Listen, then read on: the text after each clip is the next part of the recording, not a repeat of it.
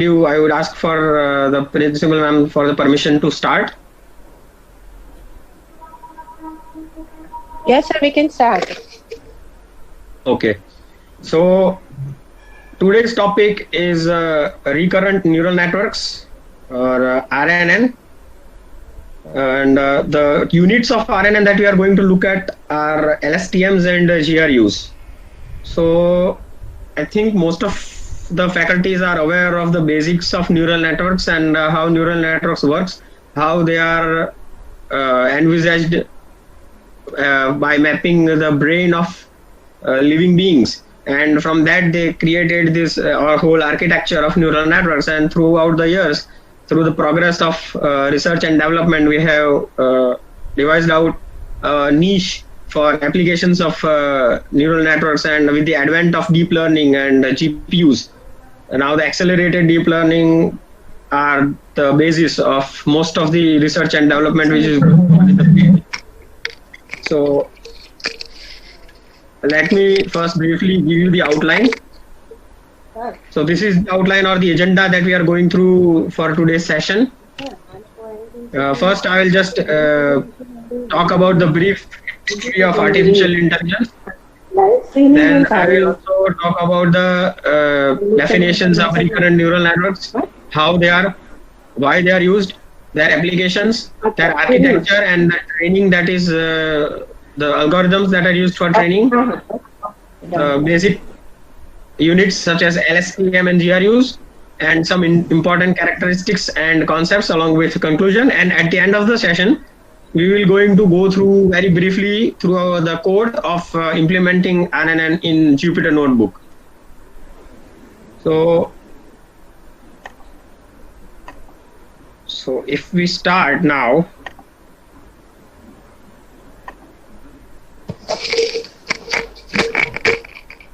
so everywhere, wherever we go, we see that, even if we don't notice it, but we are using it. Autonomous driving vehicles uses high tech of AI. Apart from that, your apps that you use, specifically the apps such as some of the apps which makes you look old. So this kind of apps also use AI and machine vision. There are different chatbots. Those are also sophisticated technologies on the basis of AI which are used. Apart from that, home automation systems, those are also AIs. So AI is not a new concept. It is quite old actually. And we are using it throughout our life, but without noticing it that we are using it. So most of you, I think, have experience of playing video games. So in the video games, when you have a computer playing against you, that is a basic form of AI. So I think now everyone agrees that we are using AI since long, but it is just that it has come to the forefront now just because of the progress in the computation power and increase in the research and development in the field. And of course, increase in the data, because AI always depends on the data and the quality of the data.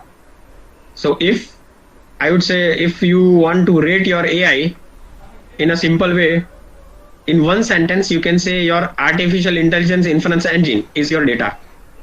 So this is the person who invented the term or coined the term artificial intelligence. And the definition he gave was, artificial intelligence is the science and technology of making intelligent machines. So in a broad concept of machine being able to carry out tasks in a smart way. That is the basic definition which was told by this person. So right from the start, even the search engine of the Google is also an AI. And there are mainly, I would say, in broad category, there are two kinds of AI. One is a symbolic AI and the other is neural network based AI. So the neural network based AI are picking up since last decade or so. So when this person here, known as John McCarthy, the person's name is John McCarthy.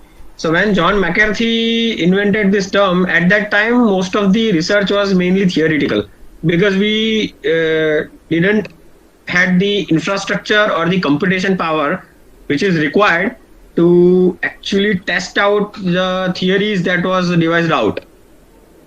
So most of the research which was done through the eras of 50s, 60s, 70s, 80s, and now we are seeing that we are able to independently verify those algorithms and concepts and modify them according to our need because of the recent advents of the sophisticated high computing hardwares. 8 minutes. So why people should care about AI? So I would say the main reason why people should care about AI is that according to the research of many companies such as Gartner, such as Accenture, one thing is very clear is that total growth which is envisaged or which is estimated for AI or AI involved companies or AI based companies are about compound annual growth rate of 50.1%, and it is deemed to reach US dollar 57.6 billion in 2021. Some people might argue that maybe due to Corona, we might not have the same growth, but I feel that because of the kind of disease that we are encountering, all the processes which we are in right now, I feel that these circumstances are creating an atmosphere ripe for more and more usage of AI, more and more usage of work from home, more and more usage of cloud-based technologies. So now let us start with recurrent neural networks. So a recurrent neural network is a class of artificial neural networks where connections between the nodes from a directed graph along a temporal sequence. Now, some people might find this is a quite mouthful of words to understand, but I would ask them not to worry. When we are going to look at through the architectures and basics of RNN through the diagrams, you will be able to understand. Now, what is the need? Why we need this? What is RNN, by the way? What is the term recurrent mean? So I'm hopeful that all of the participants are aware of neural networks. So the term recurrent, when it is added to the neural networks, all that it means is that these neural networks has some sort of internal arrangement where they can have a state of memory. So why do we need this? So I mean, they are invented in 1980, but now we are finding them because of the rise in the computational power. So why we need RNNs? So if I compare the normal neural networks with humans, the problem with normal architecture of neural networks are that they start from scratch. They do not remember anything. So for example, all of the participants who are listening to me right now, you have some sort of memory of English language before. You have a memory of mathematics of AI. You have memory of programming. And through that memory, whatever I am saying, you are comparing my words to that memory and trying to understand what I am saying. But this is not the case with normal neural networks. Because of that, there was a need to invent a neural network which can work on the data of time series with a function of memory or the function of memorizing the past states. So one question that arises out of that is, are recurrent neural networks only applicable to non-Markov processes? So I hope you all are aware of Markov decision processes and Markov parameters. So what it essentially means is that any process which exhibits the Markov property are called Markov decision process. So it was named after the mathematician who was from Russia, whose name was Andrei Markov. So what is Markov property, by the way? So it is nothing but if I have a present state right now and I want to predict the next state of my system, my system's next state depends only and only on this present state. So this is the Markov property. The state of my system at time t only depends on the previous state at time t minus 1. This is the Markov property. It does not depend on t minus 2 or t minus 3. It only depends on the previous time step, or it depends on the previous state of my system. This is called Markov property. So, and there are applications of Markov decision processes. We are not going too deep into it, but what I'm trying to say is that recurrent neural networks can model not only Markov decision processes but non-Markov decision processes. So, the processes which includes a dependence of the current state on many previous states, those kind of processes are non-Markov. So this kind of processes can also be modeled using recurrent neural networks. So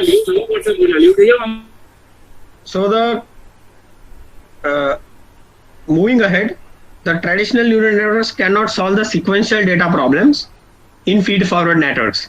So inputs are given to the network and transformed as targets or labels. Feed-forward networks do not have recurrent connections. So that was the main thing, why the problem was. So now when you present predictions that you don't have persistence of previous predictions, so that do not depend on the predictions at the previous moment. So for solving this particular problem, the recurrent neural network was invented. So these are some of the applications of recurrent neural networks. RNNs are especially useful with sequential data, as I told you before. Sequential data prediction is considered by many as a key problem in machine learning and AI, and RNN helps us to solve such problems. So some of the examples of popular RNN applications are speech recognition. So if you imagine you just have an audio and you want to recognize the audio. So for example, the applications such as Alexa or Google Home, they does use this. So how do they use it? What do they do? They just convert your speech into text.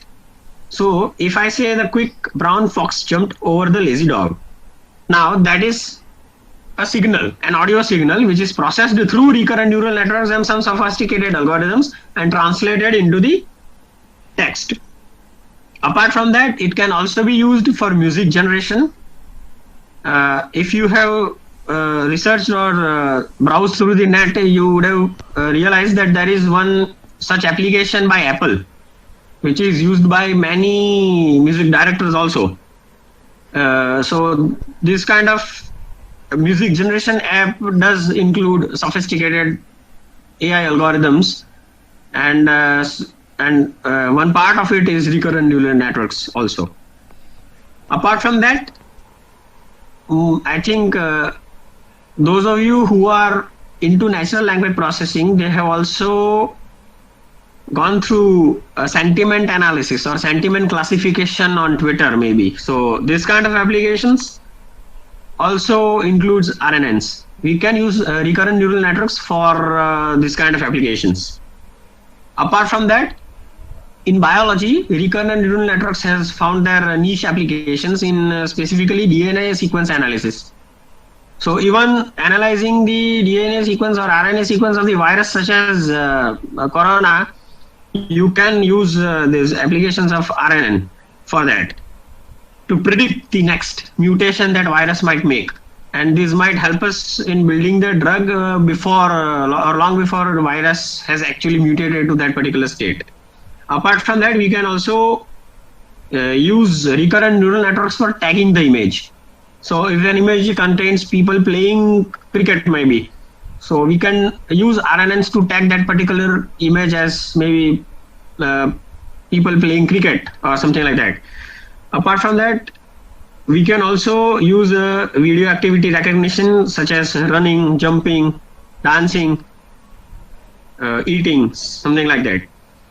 Apart from that, there is one more application which is used in cyber security. So if you have your logs of your system and you have sufficient data along with certain anomalies where you have detected the intrusion, you can actually use RNN to automatically detect the intrusion based on your log of your system. Apart from that, there is also an application called named entity recognition, where for example, I have a sentence where it says, yesterday Harry Potter met Hermione Granger. So Harry Potter and Hermione Granger are names. we can actually utilize RNNs for detecting names in the text. It cannot be just names. I mean, it may be maybe some the names of some machines or some versions of some certain softwares. This kind of stuff can be easily automated using RNNs. So I hope the concept of basic RNN and the application it has is clear. Apart from that, I think one more application which I must mention here is self-driving vehicles. So what I did in my project when I was in Germany at my university, that we used convolutional neural networks for getting the data from the front dashboard camera, and after the end of the neural network, convolutional neural networks, I applied RNN to predict what steering angle which is needed, what kind of torque that is needed, what should be the speed of the car, in which gear the car should drive, what is the torque that is needed to drive the car, what should be the steering angle, how much should we turn, which line should we follow. So those kind of stuff I automated using RNN in tandem with CNN. So the front feature extractor was CNN, and then I was just feeding those features to recurrent neural networks for the prediction or the regression of those parameters, which is useful for driving a car. So this is a basic model of RNN. And if you look towards the left, so if you can look at my cursor, you can see here it says this is the output layer, this is the input layer, and this is a hidden layer. And in hidden layer, you see this blue arrow, which is going again back to the hidden layer. This is nothing but a recurrent channel. This particular connection is a recurrent connection. This is the thing which makes this particular neural network a recurrent neural network. And what does this represent? How to visualize this, or how to understand this recurrent connection? So if I unroll this into the many different timestamps, you can see this is a timestamp which says about u equal to xt and y equal to yt. So input feature vector is xt, so x at the timestamp t, and y is the output at the timestamp t. Now, if you see here, if I can roll it out second by second or the t instance by t instance, you see this is for t, then after this is for t minus 1, this is for t minus 2, this is for t minus 3. So this particular connection is feeding certain information from my previous timestamp to the next timestamp. And this is a recurrent connection which started from maybe t equal to some initial connection. For us, it might be t minus 3. So from the initial state to the current state, you can see that for every timestamp, we are feeding certain information from a previous or from the current timestamp to the future timestamp, or from previous timestamp to the current timestamp. This is how it is taking this information and feeding it through. So this is the memory. This connection is the memory of your recurrent neural network. This is the thing which actually gives the ability to our RNN to actually give the previous state to the next state. So this is why I have this sharing is caring emoji here. So one layer of the neural network is giving one particular important data to the next layer of the neural network. This is what the recurrent connection is. Now moving on, how you train your neural network. I would advise not to go too deep into this particular diagram. Just envisage it as just a single neuron or single timestamp of that particular neuron. So I think most of you have heard about backpropagation. But for neural network, when you train the neural network, because you are utilizing the previous timestamps, timestamp t minus 3, t minus 2, t minus 1, t, this is called backpropagation through time. That's why it is PP. So training for RNN is done through BPTT, that is backpropagation through time. Now, if we move ahead with this, one particular unit or one particular neuron which is used, or for one particular unit which is used for RNN is LSTMs. So LSTM stands for long short-term memory. Now let us go through this particular diagram step by step. The LSTM stands for long short-term memory. Now, if we consider that our X is our input and our A is our initial condition, which is gamma naught, and multiplied by some sort of a vector if you want. If you don't, you can just concatenate those. So some of the states carried from the previous version to the including with the next state forms our input. Now this sigma stands for sigmoid function and tan h stands for hyperbolic tangent. So the difference between normal sine cos tan and hyperbolic tangents or hyperbolic sine cosine are that normal trigonometric functions are defined on the unit circle, and hyperbolic trigonometric functions are defined on the hyperbola. So that is the only basic difference.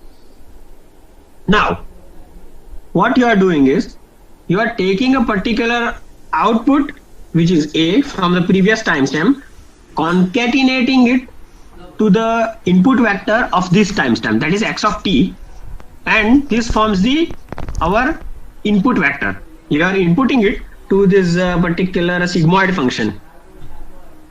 Now sigmoid function is connected to this particular node, where this we can call a forget gate. So as the name suggests, forget gate stands for whether we want to forget our previous information or not. So if our forget gate is 0, that means you want to forget everything. If it is 1, you want to remember everything. Now this particular C is called the carryover memory. This C is carryover memory. This comes from there. So the previous timestamp states of this particular LSTM, which is CT-1, is feeding through this forget gate, where we are having a particular input vector, passing it through the sigmoid function, and we have a particular forget function, or I would say the vector multiplication function, a tensor manipulation function, which is doing a process between this through the sigmoid function to the CT-1. And this is what this first equation says. Gamma is just a notation. You can call it anything you want. Gamma is just a notation. So gamma F stands for forget gate, and what it does is it passes a weight vector multiplied by the previous, this is AT-1, the previous, which comes from this, the output gate, the candidate, previous candidate, the output gate, and the input vector concatenated, and plus some bias. So this is our forget gate, which is called the input gate.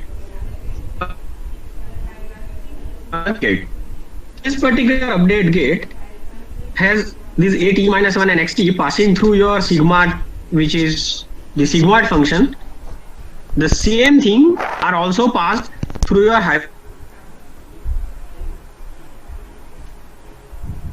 hyperbolic tangent.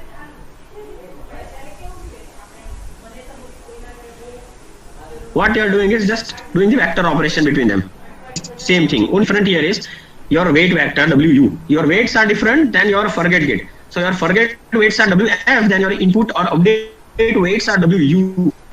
So you multiply your concatenated vector A and X, that A belongs to the previous timestamp and X your input feature vector, which is from this current timestamp, and you just multiply entire vector with WU. Once you do that, you have, which is live, or you have this information here. Now the same AT-1 and X of t multiplied or gone through 10 hyperbolic tangent, which has this C. C is for the candidate solution. So after the tan h, you have this C tilde. So tan h WC multiplied by the vector AT-1 X of t, this is called C tilde. And what you do, how do you compute your new C?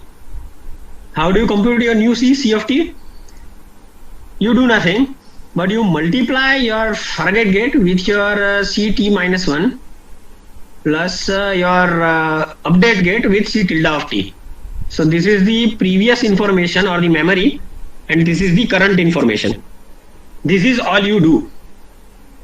This gives you the carry or the new C or C of t. Now, we have talked about forget gate, we have talked about input or update gate. There is one more sigma here. This particular sigmoid function is used for getting the output. And how it is used?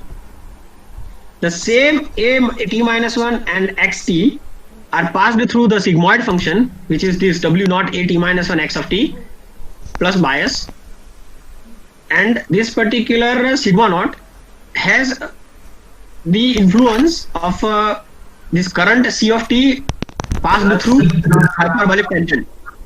So this entire thing that you are getting, the new a of t, is calculated by multiplying the output of the output gate to the C of t or the carry vector multiplied through tan h. So this is a of t, and when you go to the t plus 1, your ct and at comes here. You just give it to, you repeat this particular process and you predict for ct plus 1 and at plus 1. This particular y which is here, this is the output of the current timestamp. So this is the main point. Now what is the current timestamp? Current timestamp is nothing but this sigma with the sigmoid function of weight vector of output multiplied through your at minus 1 and x of t plus your b naught or bias of output. This is our output. So that is why you have this arrow, and mind you there is a gap, so this output arrow is not connected here. So this connection is completely independent. This is what your LSTM is. I would say do not worry if you do not understand the each and every single step and the deep mathematics behind it. I will explain once again when we will go through the Jupyter notebook. Now, apart from LSTM, by the way, this particular architecture of LSTM was come to the forefront in 2014. In a research paper in 2014, this particular architecture was published. There is no single way of constructing your LSTMs. In my personal experience, most of the paper have some one or the other customized version of your LSTM according to the application for which they are using. So do not worry, but this is the most general and comprehensive form of LSTM which is given in 2014. Now, one more recurrent neuron or a recurrent unit is GRU. GRU stands for gated recurrent units. And you see there is just a basic difference between the two. So there we had C coming, that is this, and A coming. Here we do not have anything of that sort. We just have this H state, and we have this X, which is our input vector. All we are doing is we are just putting our input through the sigma or the sigmoid activation function and giving it here. Same thing is happening with here too, where this sigmoid activation function is giving two connections to first to this and to this. Now, our gated recurrent units has mainly four equations on which it governs its stuff, where WZ stands for the weightage of this particular Z connection, and R stands for WR stands for weights for this R connection. Now,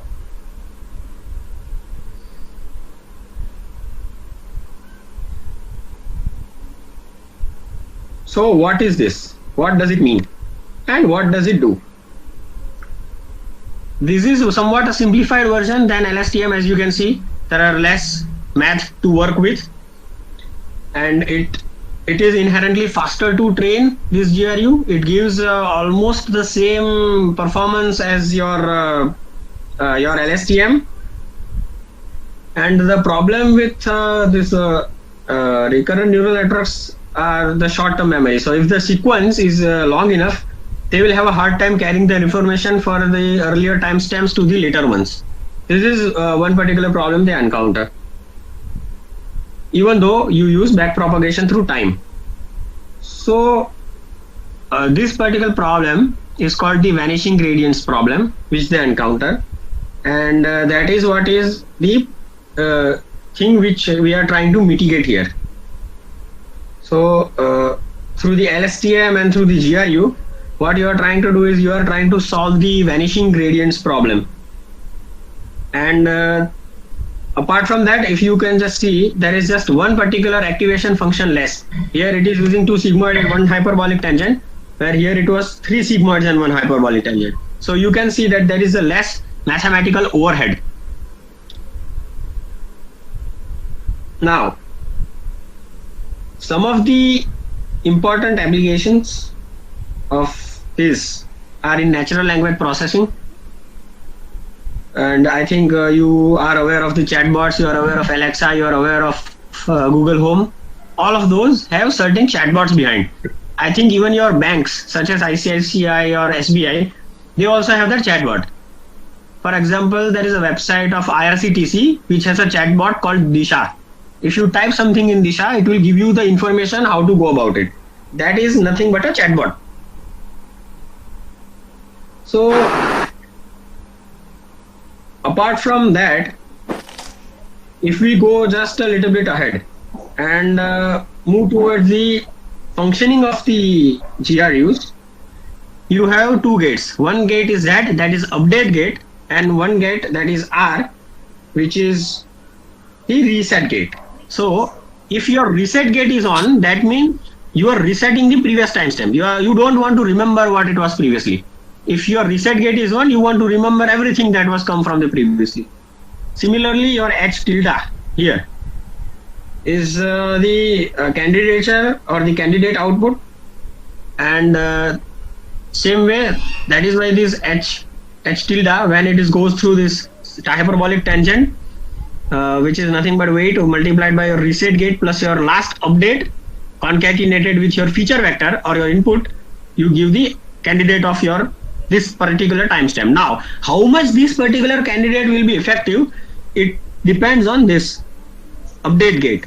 So if your update gate is 1, as I told you, you are going through, you are just forgetting everything. You are just forgetting everything in the previous with the current.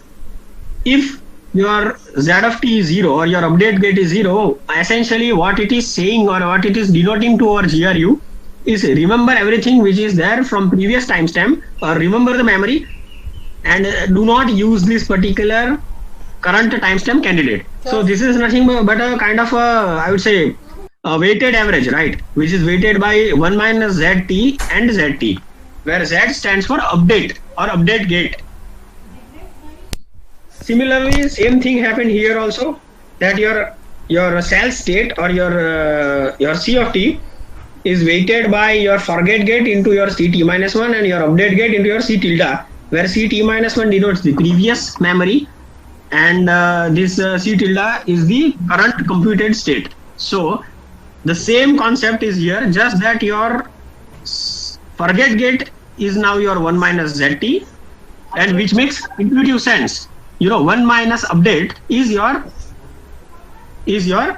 forget gate, and update is your current update state, which is here Z. I hope there is some basics which are clear through this explanation, because we are going through this webinar. I cannot show my gestures through my hand or through a certain board where I can write it down something. It won't be that easy for people to comprehend, but I am very sure you are realizing that 3 things which is very common here. Second, you have a weighted average, whether to carry on with the memory or you to not carry on with the memory.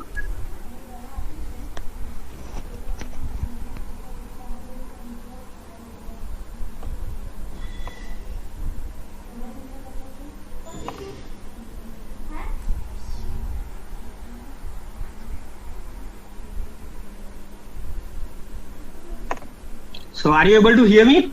Am I clear? Yes, sir. Yes, sir. You can. Yes, sir. Yeah. Okay. So carry on. We have a reset state or the update state or forget state or the update state and the candidature output. That is all we are trying to do. Now moving ahead, just a brief comparison. I have taken this particular architecture from this research paper from Chung et al. This ETAL is et al. That is Chung and others, published in 2014. And this is what it says, that LSTM, or the long short-term memory, is a special kind of recurrent neural network. And it is a memory cell, which is our C that we saw. It has 3 gates: input, forget, and output. That's what we again saw. This F is forget, this O is output, this I is input. And it has the sigmoid layers with point-wise multiplication operation of vector values. That is what this thing means, sigmoid layer with point-wise multiplication. And LSTM is able to remove or add information to the cell state regulated by gates, which optionally let information through. Now, same with, if you compare those with recurrent neural networks, all you see is that it is another variant of RNN, or a recurrent neural network, but there is no internal memory that is different from internal state. This is one particular thing. No internal memory is different from internal state. Here we have a separate cell state. Here there is no separate cell state. So internal state is essentially the cell state in your GRU, but in LSTM those two are different. And there are only 2 gates. One is reset and one is update. Update is denoted as Z, reset is denoted as R. And a reset gate is the thing which says how to combine the new input with the previous state. And update gate is how much of the previous state you want to keep. So this is what I essentially explained, and this is the main difference, or the summary of what we has gone through. Now, important characteristics of RNN. So now that we know that LSTM and GRU are able to store and filter information using their gate structure, and that eliminates the vanishing gradient problem, since the model is not washing out the new input every single time, but keeps the relevant information and passes it down to the next time steps of the network. So if they are trained properly, they can perform extremely well even in the complex scenarios. So text generation is one such complex scenario. Autonomous driving is one such complex scenario. Cyber security, speech recognition, activity recognition, all those are one such complex scenarios. Let me just go through what is a sigmoid function, and that was denoted through sigma, which I explained earlier. So a sigmoid function is a mathematical function having characteristics of S-shaped curve, or the sigmoid curve, as you can see here. And one essential characteristic of a sigmoid activation function is it does not matter whichever input you give it to the sigmoid activation function, it will map it from 0 to 1. That's all. So it will map it from 0 to 1. So you have a very good activation function which takes care of divergence or diverging gradients problem. Because essentially whatever the information, it is just mapping it through from 0 to 1. This is a log sigmoid or logistic sigmoid function. There are different variants. There are actually 4 or 5 different variants of sigmoid function. But mainly most of the cases people are using this. And if you just go through it, it is nothing but the reciprocal of 1 minus exponential or e raised to x, where e is 2.718, or the log natural. So whatever input x you give, it will just do the exponential of minus sign of the x or plus sign of 1 upon x to the e. That's all it does. So minus sign of x actually forcing all this entire function to map it from 0 to 1. And this is essentially what we are doing. Now, apart from sigmoid, there is one more activation function which we have used. That was hyperbolic tangent. So if you go through hyperbolic tangent now, you see it is not much different. The only difference is sigmoid mapping from 0 to 1. This is mapping from -1 to 1. This is only main difference if you look at it mathematically or graphically. Now here your x is your input, and it is nothing but e raised to x minus e raised to minus x and e raised to x plus e raised to minus x. This is what it is essentially. So just comparing the two, here it is mapping from 0 to 1, here it is mapping from -1 to 1.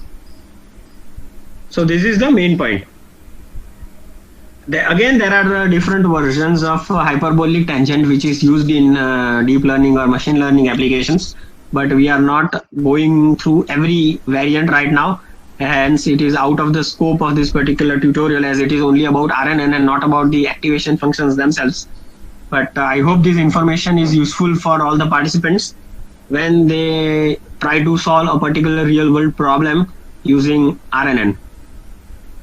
Now, so the conclusion, what are the conclusion that we made?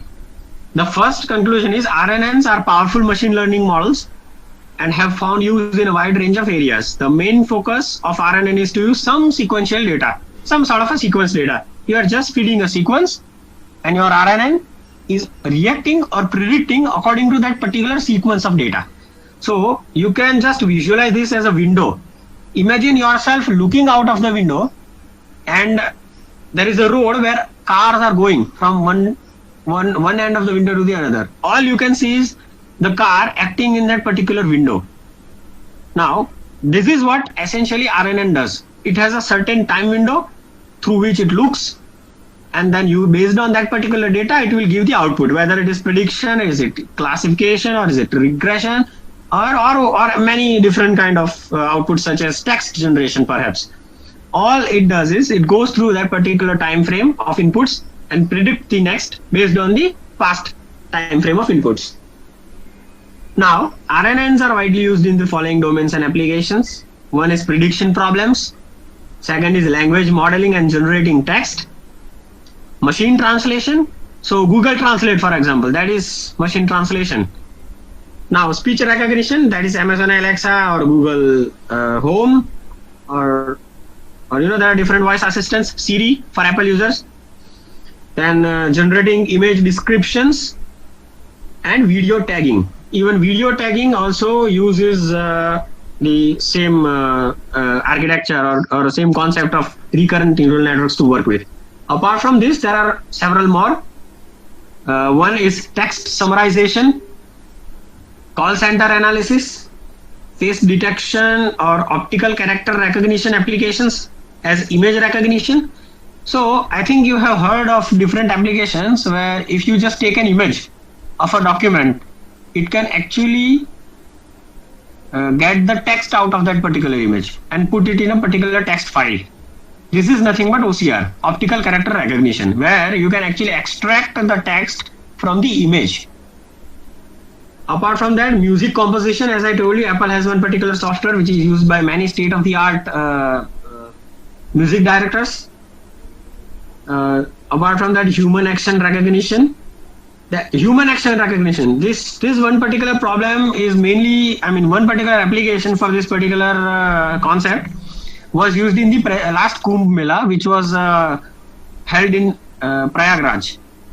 So now it is Prayagraj, before it was Allahabad, but hence the name is changed. We need to comply by the rules. So it was in Prayagraj, where it was used for crowd management. You can actually use this particular problem for even predicting crimes, whether the crime will be predicted or not, whether crowd will go out of control or not, who are the doubtful individuals which you need to keep an eye on. All this can be done through RNN or human action recognition. Apart from that, protein homology detection, which is for the biological purpose, where you can utilize the protein according to a certain homologies and develop a particular protein for a particular purpose.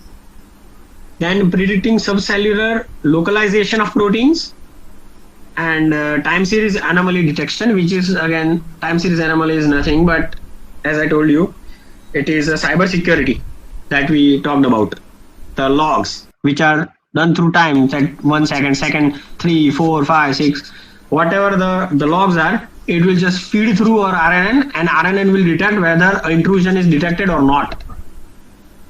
And you can actually automate the response also. If the intrusion is detected, you can actually automate the response based on different tools, where those tools have the particular input from RNN as their trigger. So these are some of the applications we talked about. So I am thankful to all of you for listening to this carefully, and now we will go through the code that I promised you, that because since this is the end of the lecture, we will just go through the code. So if you just look at this particular code, So I'm not using Google Colab here. This is just I put it here because sometimes if I have to do a large data set with a particular training, I need to actually use this. So Google Colab is nothing but it's a free framework. It provides you all the hardware that is needed for your deep learning purpose, but it has a different algorithm to select whether to opt for it or not opt for it. So to start with, it will definitely show that not using Google Colab, and that is the truth. That is what the output that we got. Now, time series data encoding for deep learning and TensorFlow and Keras. So we are using TensorFlow backend for Keras library or the Keras package to create our LSTM or create our recurrent neural network. So predicting the temperature is one kind of such a sequential time series prediction, where if you have the data of an entire year's temperature day by day, you can actually use your RNN to predict the temperature for the next day. Similarly,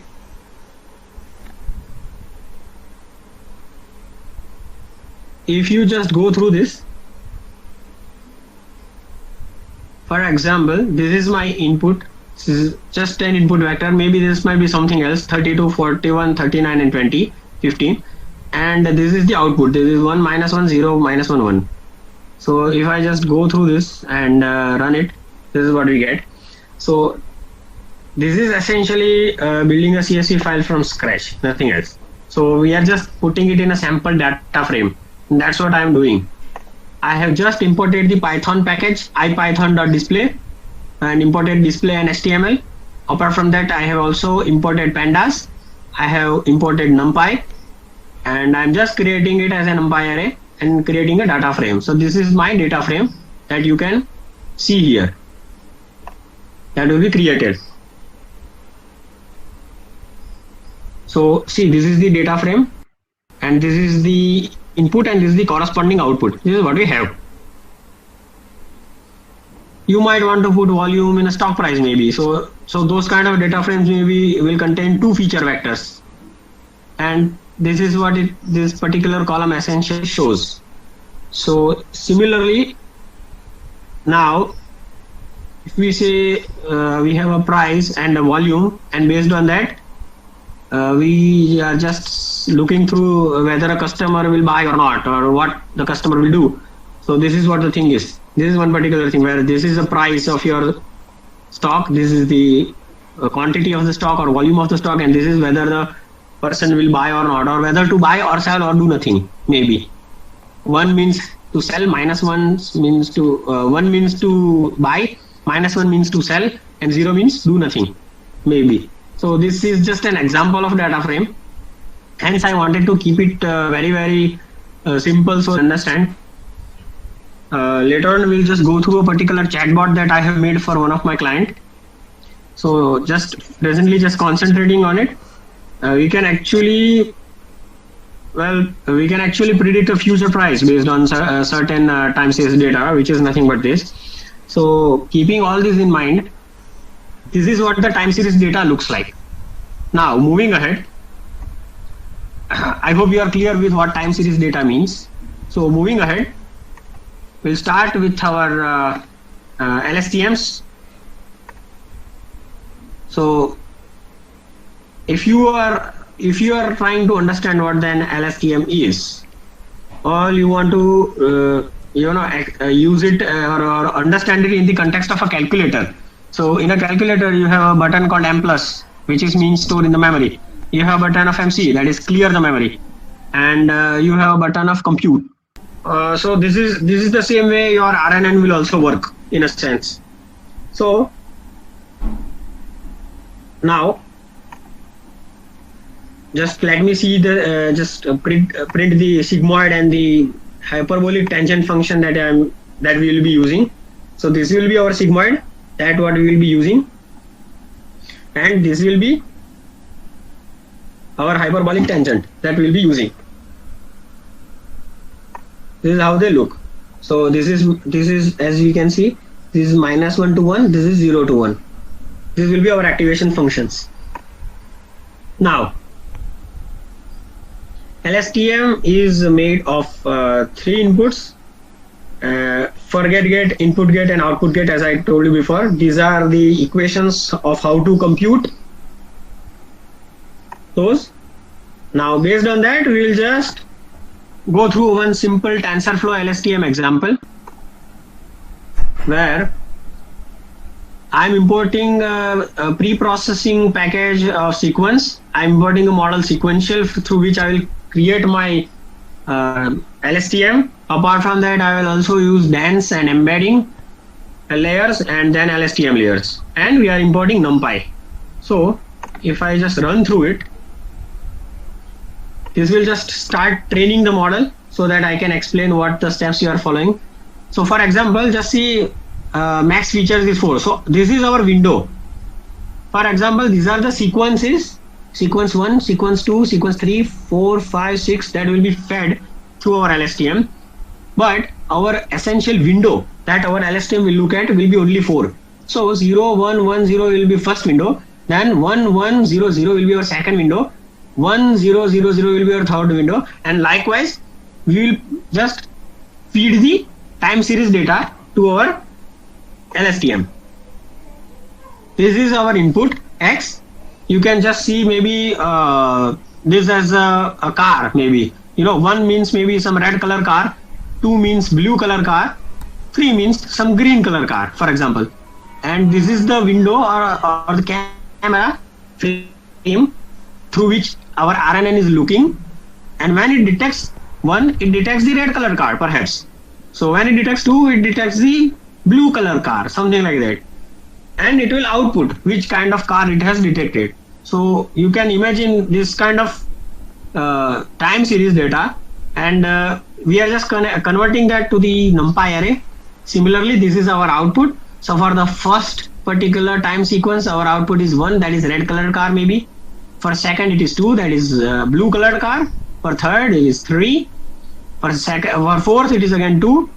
For fifth it is 3. And for last it is 1.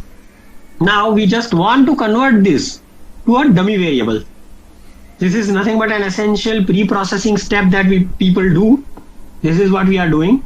So as you know that the computation only understands the numbers and not the labels. So that is the reason why we are converting it to the dummy variables or the one-hot encoded variables.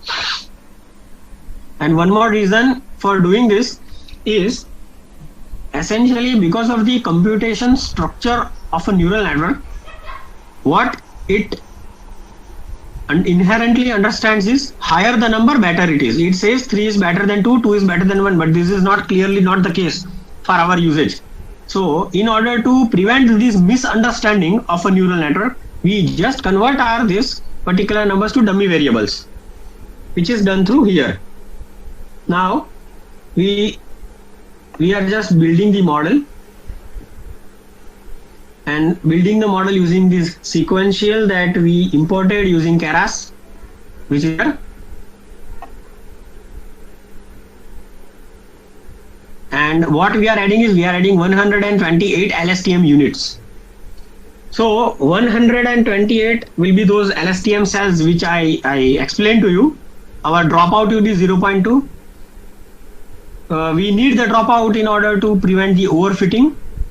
Our recurrent dropout parameter will be again 0.2. Recurrent is every timestamp it will drop a certain particular proportion of the information, because we do not want our neural network to overfit or to just memorize the data.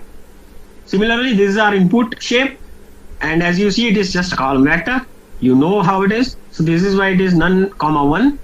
And at the end of this particular model, we have a dance layer which is connected to your LSTM, and activation function we are using is sigmoid. What we are doing is essentially we are just compiling our model here. We are using Adam optimizer. We are optimizing over the accuracy. So what we want is we want to increase the accuracy, and the loss that we are monitoring is binary cross entropy. So I hope the participants are aware of the information theory and the concept of entropy. So entropy is nothing but it is the measure of the information. So more the entropy, more the information.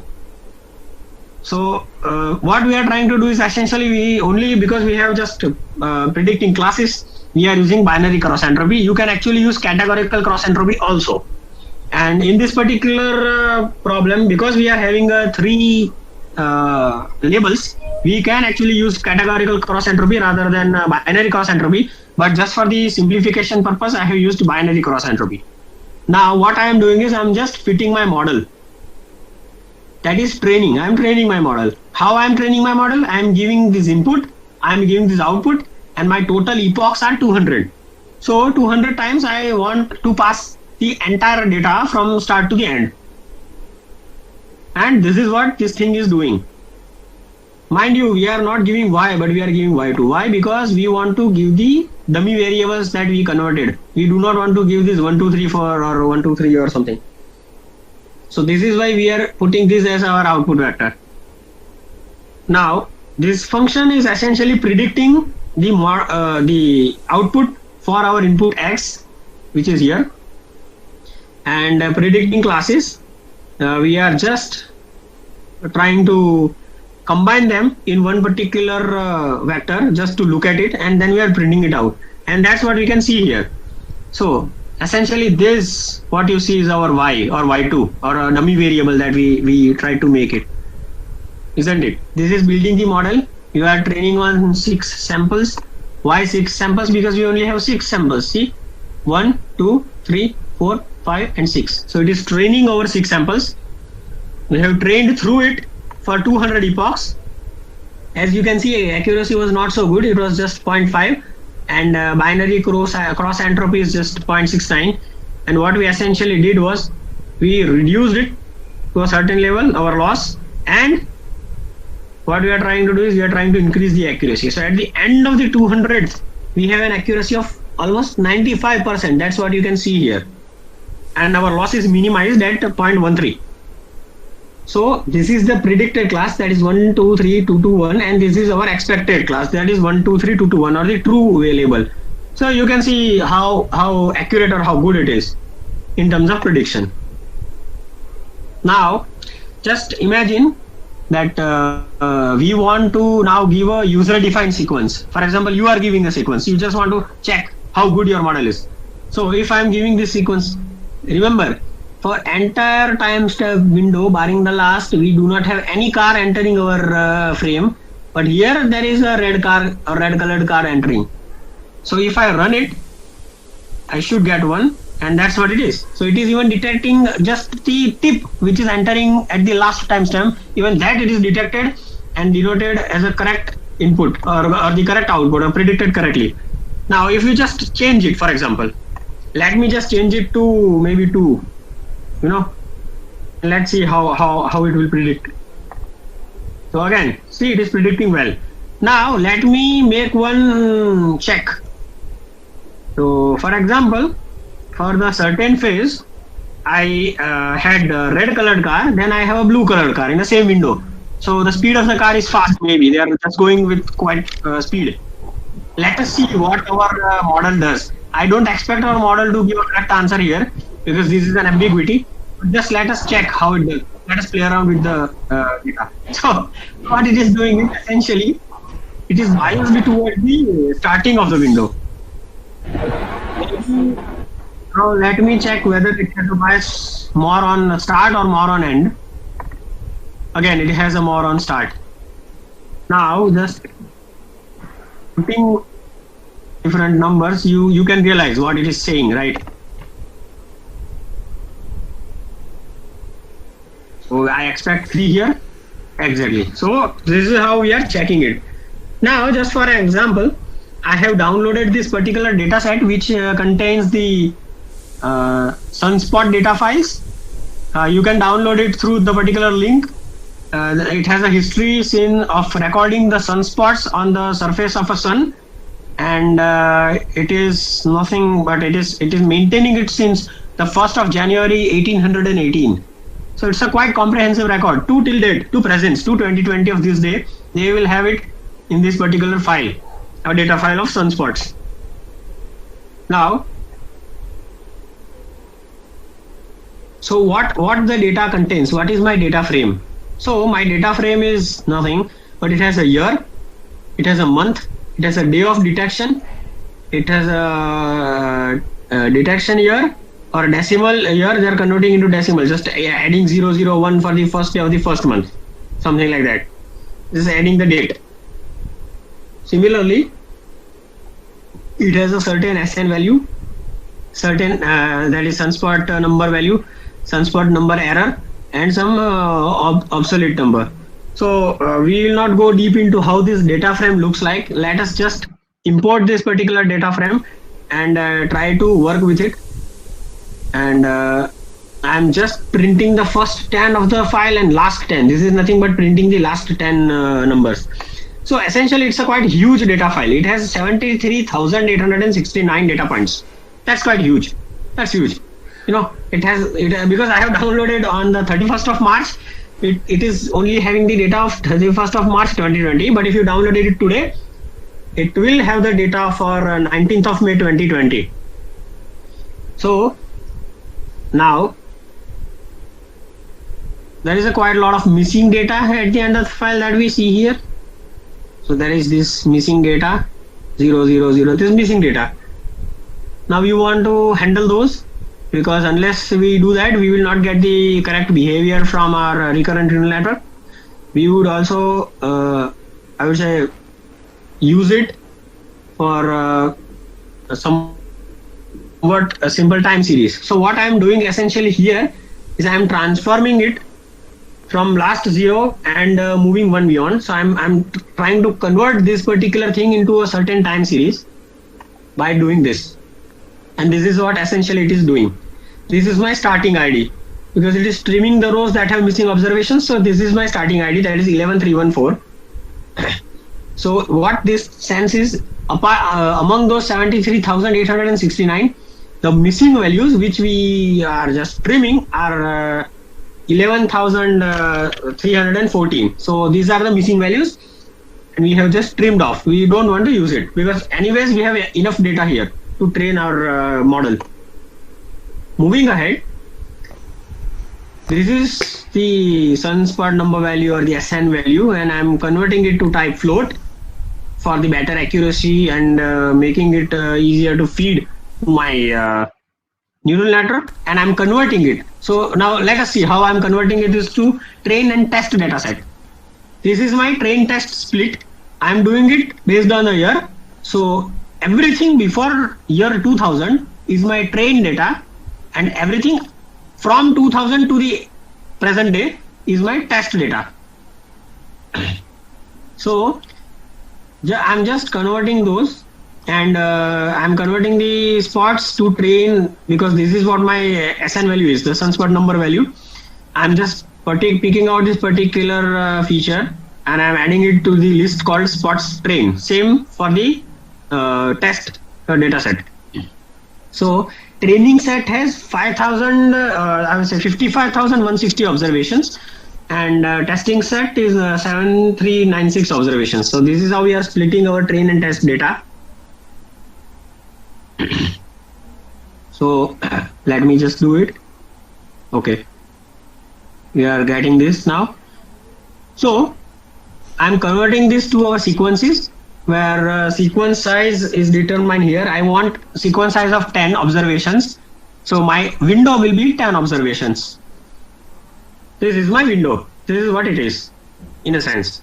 And now what I am trying to do is I am trying to convert my sequence and my spots train, which is nothing but this, to my train features of X and Y.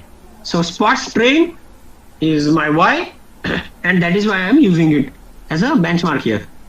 This is essentially nothing but a function which performs this split or converting data to the sequences. This is what this entire function is doing, taking the data and converting it to the sequences of 10. After doing this, let us check the shape of our training and testing set. And as you can see, it is 55,150. These are number of rows. 10 is the number of sequences for a particular time frame. So 10 is our window, and one is our column, that is SN data or sunspot number data. Same thing with our test set. Let us just print our Xtrain how it looks like. So when we look at it, you can see how it looks like. So this is first 3 and this is last 3. So all these numbers, counting these dots, because dots stands for a lot of different numbers. So if I just use this right now, the total element for this first particular window will be 10, but it is only showing 6, the first 3 and last 3, the rest are trimmed off. If I just say 0 here, it might show the first one. So this is the first one, as you can see there are 10, 1, 2, 3, 4, 5, 6, 7, 8, 9 and 10. This is the window that I created. But if I just print it, remember it will just show 353, 240, 275 and then the end 340, 238, 287. And as you can see, that is the case, 353, 240, 275 and 340, 238, 287. Similarly, we are creating it for everything. So second window will start from 240, which is here, and move one step beyond 287, that is 294. Similarly, it is doing it till the very end. We have done it for train and test both. Now what I am trying to do is, I am just importing certain packages. So from TensorFlow backend of Keras, using pre-processing package, I am importing sequence. Then from models of Keras, I am importing sequential. I am using dense, I am using embedding, I am using LSTM, and I am using the dataset of IMDb, which is nothing but, I would say, the movie rating website. Similarly, I am also using early stopping. Why? Because I do not want my particular model to saturate while I am training it. That is why I am using early stopping. And again, we do not have time to wait for it. Although I have a GPU of NVIDIA installed, it is a 5 GB GPU and has a very high speed of computation. Still, we do not want to waste time just by going through it. So essentially, this will just train my particular model or recurrent neural network, which is this. First layer has a 64 LSTMs. Second is a dense layer of 32. And last is dense 1. Why dense 1? Because I am just predicting. This is a regression problem, by the way. So this is what this thing is doing. Now, if you go to compile, the loss has changed. Now there is no entropy or categorical or binary or whatever, sparse, what kind of, we are not using any entropy. What we are trying to do, we are trying to minimize the mean squared error, and the optimizer that we are using, it is the Adam optimizer. And early stopping function which I have imported here, I am defining the parameters here. So what I am trying to do is I am trying to minimize the validation loss. Minimum delta, that is minimum improvement in my mean squared error, should be at least 0.001. If it is less than that, then it will activate the early stopping and it will wait for 5 particular time instance. So it will wait for 5 particular sequences. If it does not improve beyond 0.001, the net improvement, then what it will do is it will stop. I have verbose one because I want all this data to be printed. My mode is auto and I'm restoring best weights to true. So for this particular patients 5, if we have best weights for second particular iteration, I want to save that because I want best weights to use. Similarly, model.fit here just to train, and we are just feeding all this data here. All these parameters which we defined, we are just feeding it.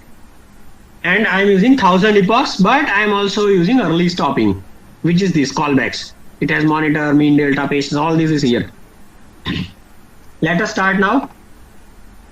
It is started training, and because it is training on a huge data set, it will take certain amount of time to train.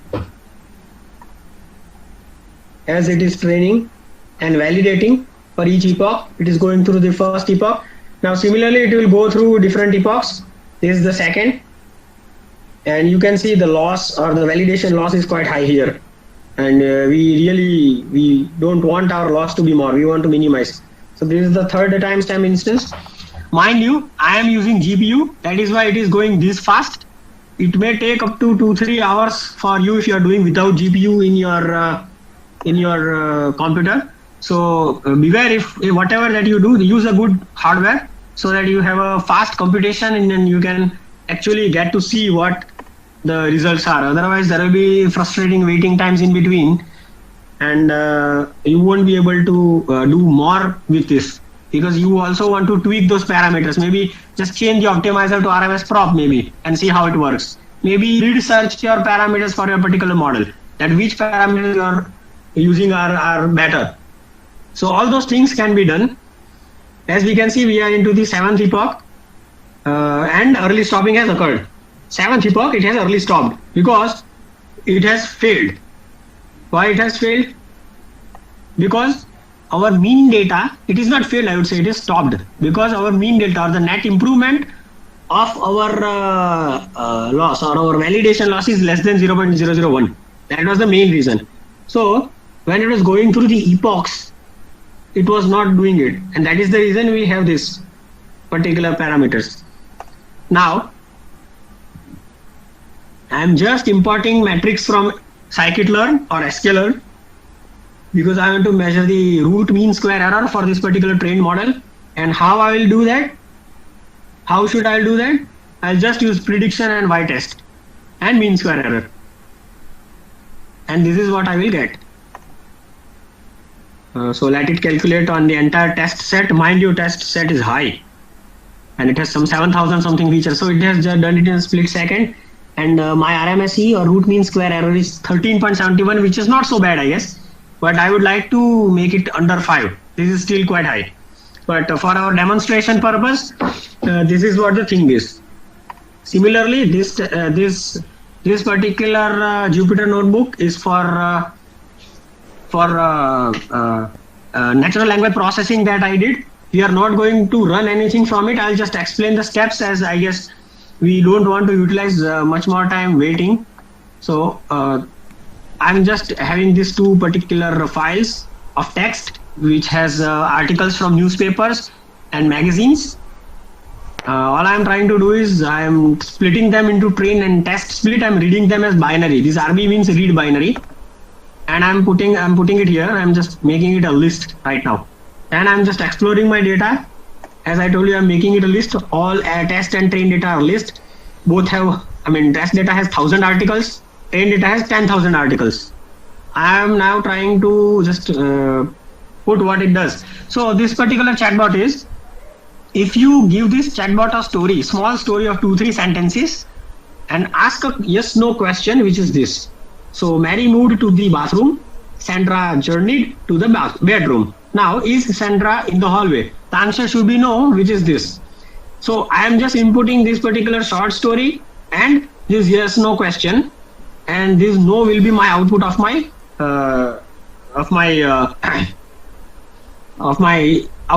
neural network.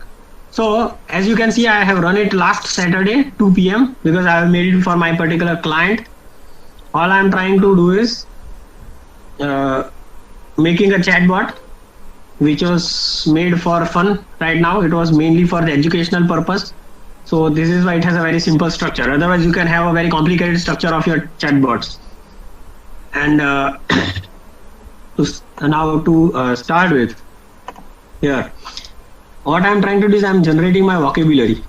Vocabulary is nothing but all different unique occurrences of these words: verb, names, question, punctuation marks, these stop words, to, the, a, and all these verbs, mood, etc. And the names: bathroom, maybe bedroom, those are the name of the rooms, and then Sandra, and all these are names of a particular user or human beings. This is what I'm essentially doing. I'm creating a vocabulary for story, and then I'm also just unioning it to the vocabulary of question, and then I'm adding no and yes, because there are only two possible answers which my RNN will give. So this is what the vocabulary is. It's quite long now. So though you can make story only using this particular vocabulary. If you are using names or name of the objects out of this, recurrent neural network will not recognize. So it will not give a proper output. It is because it is for a demonstration purpose. It is just quite short. Otherwise, you have a huge vocabularies. Now this is my length of my vocabulary, and I am just adding one more for padding. So Keras has this ability where it will pad your sequence. For example, my maximum story is 156 length. Now my story contains only 2 sentences and has a length of 80. So 156 minus 80 extra empty spaces that it will pad using zeros. That's what it is doing. Similarly for question, my maximum question length is 6. So I can actually pad it if my question length is just 2-3 words or 4 words. Now I'm vectorizing my data. That is, I'm just creating a vector of that particular data, which is this. My vocab size, as I told you, I'm reserving +1, and I'm just using the tokenizer from keras.preprocessing.text apart from sequence. So I'm using pad sequences from sequence and tokenizer. I'm using TensorFlow as backend. The tokenizer has filters where it will use integers to encode the sequences of words and fit on the text. So now discarded is given 1 number, kitchen is 2 number, Mary is 3 number, office is 4 number, dropped is 5 number. Likewise, every word has a corresponding dictionary number here, because as I told you, the machine only understands numbers and nothing else. So we are feeding our words. So there are total 37 different words, including your punctuation, stopwords, everything, which will be there. Now these are nothing but creating a train and test sequences of question. This is what this function is doing. My length of train story is 10,000 stories. My train story sequence are 10,000 sequences, and I'm just formalizing vectorization. So all I'm trying to do is I'm just vectorizing all my stories using this particular function. So what it takes is, it takes data consisting of stories, queries, and answers. It will take word index, which is nothing but output of our tokenizer dictionary, like Mary has word 3, something like that we saw. Maximum story length used for pad sequence, I explained. Similarly, maximum question length. So story length is 156, question length is 6. All this are done in this particular single line. This is just a single line. Train for inputs, that is stories, train for queries or the questions, and train for the answers. All is done in this single line. This is what we are doing, and because it is outputting 3 things. It is outputting your vectorized stories, questions, and answers into sequences, and they will loop over every story, query, and answer in data. Then we convert raw text to a word index value. So this is what it is doing, and output the list. It will do that. Hence we are using this append. So X is for story, XQ is for question, and Y is for output. By using all this, if I just go directly now to the model, this is what I did. I used models, sequential and model, and embeddings for embedding. You need to use your embedding lecture or embedding particular word. And all I'm trying to implement is this particular paper. The architecture of my neural network is made from this particular paper. The specific version of neural network, RNN, is called end-to-end memory networks, and the authors are Sayan Bayar Sukhbatar and Arthur Sislam, with Jason Weston and Rob Fergus. So if I just go through this particular paper, you will realize the architecture I am trying to use. All I am trying to do is I'm creating this particular architecture. This is the architecture. So I cannot go too much detail in this, because since I'm thinking most of you are beginners or maybe with intermediate experiences, but there will be people who will be participating who are not so into natural language processing and using RNN for different purpose in different domain. So just for them and for all of you who are interested, this is the particular brief architecture. So Q is my question, U is my X is my sequences, and all I'm trying to do is I'm creating 2 embedding layers, A and C, and the inner product of question Q combined with the input U through the embedded layer B, it goes to this particular input layer, then softmax activation is applied and the weights are calculated and the output is given.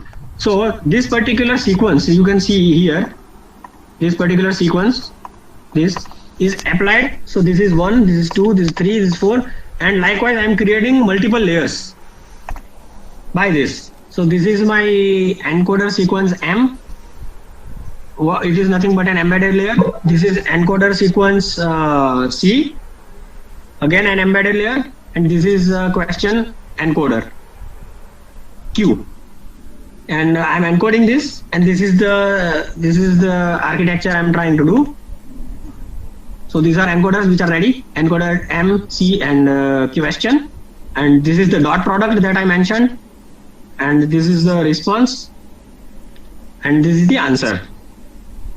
So all it is doing is, this is the architecture of the model that I created. It has a input layer 1 and input layer 2. Why? Because we have two inputs. As you can see, we have input X and input Q. Both of them are inputs. That is why we have two layers of input. And with a different dimension, as you can see, this 156 is the maximum story length and 6 is the maximum question length in terms of words. Then we have a sequential layer, and there are total 2432 parameters. Then again we have a sequential layer with a different dimension, and we have a dot product that we are doing. Then again we have a sequential layer, and with activation, that as I told you, we are using sigmoid. Then we have a second sequential layer, and then we are adding it to the permutation layer, and then we are concatenating it and giving it to our LSTM. And this is the dropout, this is the dense, and this is the activation function 2. So total parameters is 38,730, that's what it is saying, and all 38,730 are trainable parameters. And this is where I begin my training. I give my inputs and queries, because this entire list is my input now, story plus question. The answer train is my Y output. This is my batch size 32, this is epochs, and this is my validation using test. And I have trained it for 120 epochs, as you can see here. So this is what it was. This is what the training does. And it has an accuracy of 90.4%. I am saving it. I'm saving it in the HDF5 file format. I'm evaluating it through this. So this is drawing, as you can see. You can see that my model accuracy for my train is quite high compared to my test. So it is just 81% or around for my test, as this you can expect. So there is a kind of a bit of an overfitting there, but it's I think acceptable. And this is how I'm evaluating it, by giving a question. So this is the question that I have given, my own stories, just writing it through. So it was like, John left the kitchen and Sandra dropped the football in the garden. Now, and my question is the football in the garden? So what is the answer? Answer should be yes. This is what we are getting, isn't it? This is my story, my question and my answer, my vector. Now, I'm just predicting it by my story and my data. So my question, this thing is given to this model or predict function. Now what it will do is, it will just take a key value pair and it will tokenize it and print it for us, because we want to print the prediction, and the prediction says is yes. And what is the probability? How confident our recurrent neural network model is? It is 95.5%, almost 96% confident. So this is what the I'd say the overview of chatbots and how recurrent neural networks are used in the chatbots. So I think with this particular example, I would officially formally conclude the session. I hope participants were able to, I would say, use this information in their future, in their study, and I hope you guys have find it useful and you will enjoy it in your further